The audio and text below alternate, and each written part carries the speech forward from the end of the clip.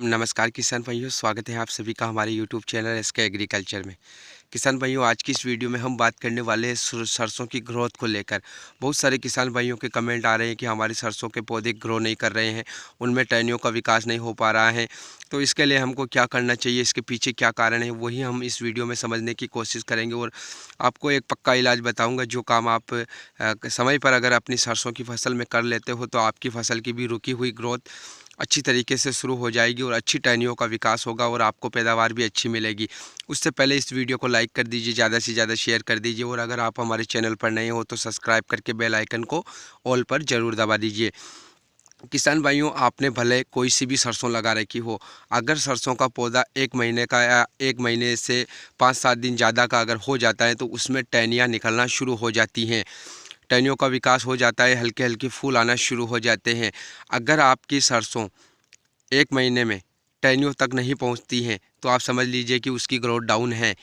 उतनी अच्छी ग्रोथ उसकी नहीं हो पा रही है जितनी होनी चाहिए, क्योंकि 1 महीना और 5-7 दिन के अंदर टहनियाँ निकलना शुरू होती हैं और अगर न आपकी सरसों में नहीं हो रही हैं, तो आपको फिर वो उपाय करने हैं जिससे कि फसल की ग्रोथ बढ़े।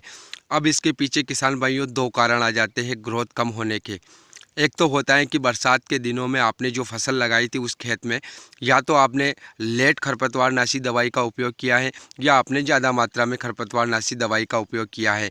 अगर खेत में ज़रा सा भी खरपतवारनाशी दवाई का अंश मौजूद है तो वो सरसों के पौधे को इफ़ेक्ट करेगा, क्योंकि अगर आप गेहूँ लगा देते, चने लगा देते, अगर दूसरी फसल लगा देते तो हो सकता है कि उनमें जो है असर कम दिखाई देता, लेकिन सरसों में सबसे ज़्यादा असर दिखाई देता है और ऐसा बहुत सारे किसान भाइयों के साथ पहले भी हो चुका है।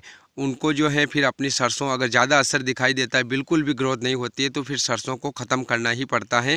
इसीलिए अगर आपने अपने खेत में लेट या तो और या ज़्यादा मात्रा में बरसात के दिनों में खरपतवारनाशी दवाई डाली है और अब अगर आपके सरसों की ग्रोथ कम हो रही है, तो अब आपको यहाँ पर क्या करना है, एक उसका उपाय है वो यह है कि आपको बैक टू बैक लगातार उसमें 20 से 25 दिनों तक पर्याप्त नमी बनाए रखना पड़ेगा और यूरिया खाद का आप इस्तेमाल करें। इससे क्या होगा कि जो दवाई है खरपतवारनाशी दवाई वो नमी में कम असर करती हैं।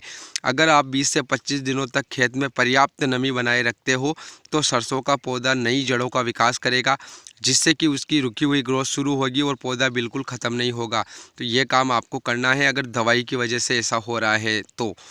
अगर दवाई की वजह से ऐसा नहीं हो रहा है और आपको लग रहा है कि ये अन्य कारण है, तो इसमें फिर आपके जिंक सल्फेट की कमी हो सकती है, क्योंकि जिंक सल्फेट की कमी की वजह से भी पौधे की जो ग्रोथ है वो पूरी तरीके से रुक जाती है। तो उसको दोबारा शुरू करने के लिए अगर आप पहला पानी लगा रहे हो, यूरिया डाल रहे हो, तो यूरिया के साथ में लगभग 5 से 6 किलो प्रति एकड़ के हिसाब से जिंक सल्फेट मिलाएं, उसका छिड़काव करें और फिर पानी लगाएं। तो उससे जो है जिंक सल्फेट की पूर्ति होगी और आपके सरसों की रुकी हुई ग्रोथ जो है दोबारा से शुरू हो जाएगी और इससे जो है आपके अच्छी टहनियों का विकास होगा, अच्छी तरीके से फूल आएंगे और आपको जो है अच्छा उत्पादन प्राप्त होगा। उम्मीद है आपको ये वीडियो ज़रूर पसंद आई होगी। लाइक शेयर सब्सक्राइब जरूर करना। मिलते हैं अगली नई वीडियो में, तब तक के लिए धन्यवाद।